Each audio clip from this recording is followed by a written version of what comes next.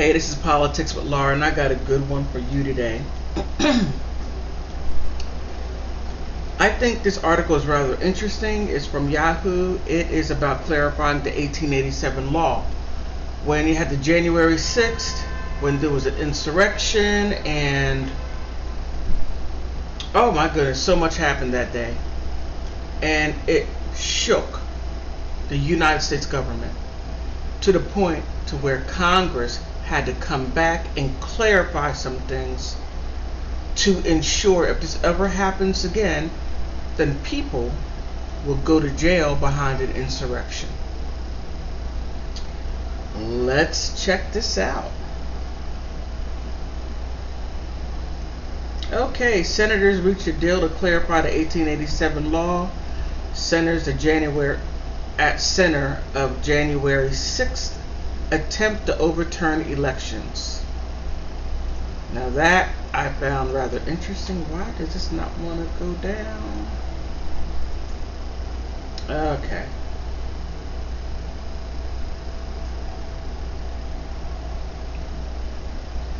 Donald Trump there. Alright, I'm not going to go through the whole thing. We're just going to skim through some important parts that I think that will provide a lot of information for us. Okay, as a House committee the House committee probing the January 6th attack on the Capitol continues to reveal how it says then President Donald Trump and his allies worked to overturn the 2020 elections. A bipartisan group of senators has quietly reached an agreement on a sweeping effort to overhaul the very law at the heart of the former president's efforts, the Electoral Count Act of 1887, and was set to unveil the bill Wednesday. Very interesting. The ambiguous, let me make sure I have this down. Sorry about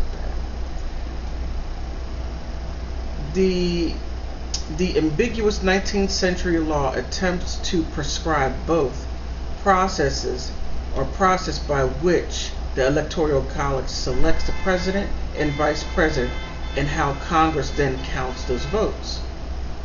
The senators hope to address the apparent loopholes and vagueness of the bill, problems laid bare last year on January 6th when Donald Trump's congressional supporters tried to overturn the results of the 5 states that voted on Joe Biden, and the committee says the Trump attempt to pressure his own vice president to hijack what is normally a ceremonial role in overseeing the certifying of each state slate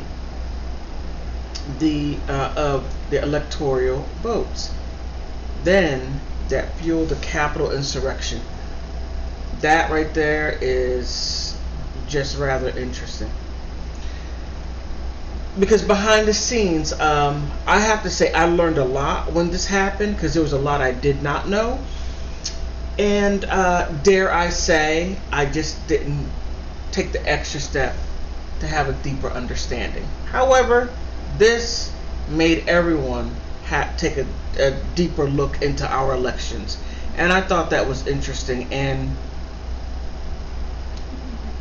just learning that each state cast votes and everyone votes on it, yay or nay. I found that rather interesting. Yes, I did. Okay. This does not want to pick it. This does not want to. Okay, the bipartisan group of 16 senators, 9 Republican, and 7 Democrats led the Senate. Susan Collins, Republican Maine, and including Trump ally Senator Lindsey Graham of Republican South Carolina, which I'm rather interesting because they hated each other at first. said in a joint statement, from the beginning, our bipartisan group has shared a vision of drafting legislation to fix the flaws in the archaic and ambiguous Electoral Count Act of 1887.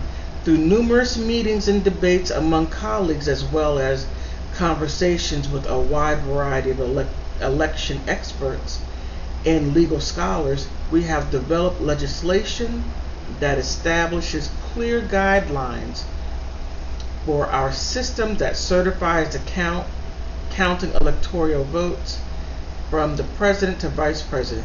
We urge our colleagues in both parties to support these simple, common sense reforms. Now, I don't know about you, but I thought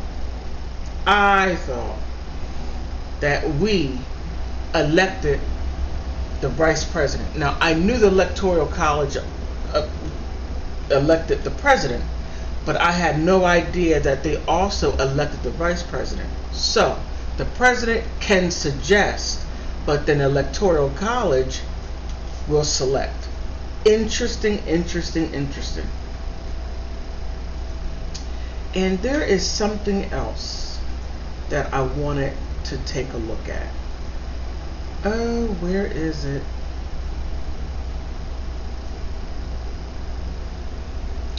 Okay, I think this is it. Okay, here it is.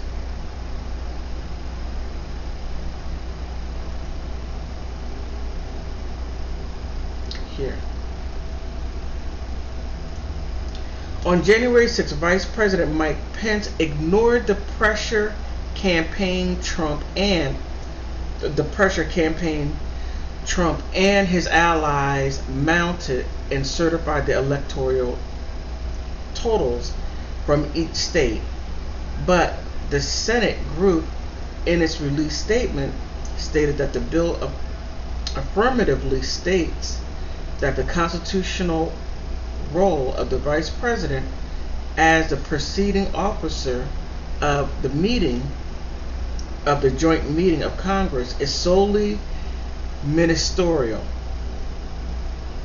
and that he or she does not have any power to solely determine, accept, reject, or otherwise adjudicate disputes over electors.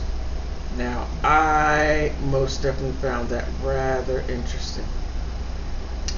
I don't know about you, but I'm glad that they did something so that this would never, ever happen again. I don't know about you, but I know that I was not happy about what happened. It showed a huge flaw in our system. The world sees that we have horrible elections. Now, as I always say, only in America something like that happens. Only in America. And only in America something like this happens. On that note, please like, subscribe. I'm trying to get to 500 subscribers. So, help me out. If you think I'm totally off basis and just like, hey, politics with Laura, you're off your rocker. It was fine just the way it was. If you think that more could be done, please put something down in the comment section. Most of all, I want to thank you and my subscribers. Thank you, and passerbys, please come. Likes are for free. Subscribe. That's for free also. Help me. Thank you.